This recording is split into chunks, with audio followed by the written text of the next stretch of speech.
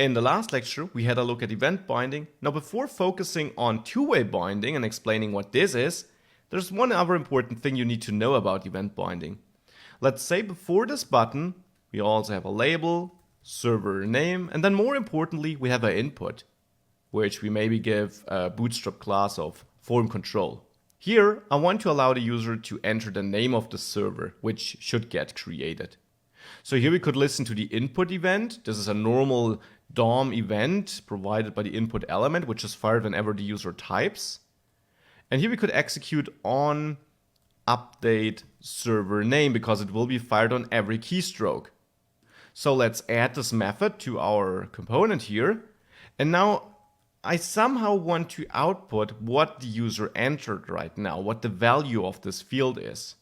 Now we can do this by passing $event here. And $event, super important, is kind of a reserved variable name you can use in the template when using event binding. For this event, so only between these quotation marks here, $event will simply be the data emitted with that event.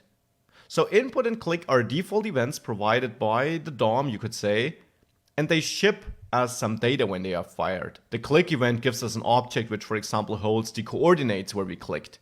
And the input event also gives us some data, some information about the event. Now we can capture this data with $event passed as an argument to the method we're calling, or used anywhere between these quotation marks in the code we're executing. $event, something to keep in mind. Reserved word which gives us access to the event data. So now we pass this to onUpdate server name. So here we know we will receive this event, and this will be of type any for now. So now let's simply log it to the console so that we can see it in this debug log.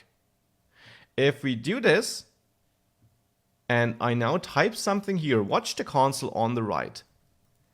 A couple of outputs were written there, 4 to be precise, because I typed 4 characters, did 4 keystrokes, so the input event was fired 4 times.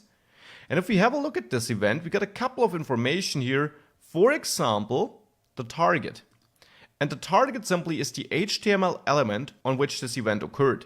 So here on the target, since this is an input element, if we scroll down, we also got the value test, and this is what the user entered.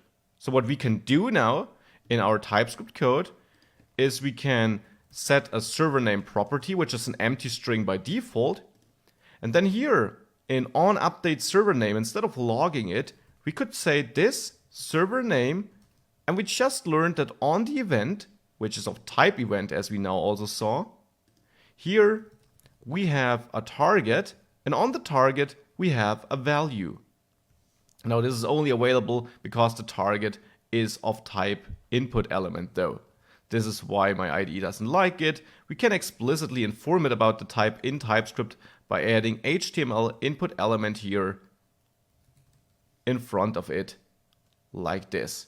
And again, this is just needed to inform TypeScript that we know that the type of the HTML element of this event will be an HTML input element. We do this explicit casting with this syntax, with the opening and closing tag, with the smaller and greater than sign and the type in between. So with that, we assign this value to our server name. What we can now do is, in the HTML file here, we can output this for now. So with string interpolation, we could output the server name below the input. If we save this and go back to this application, and I type test server here, you see this dynamically updates below the input.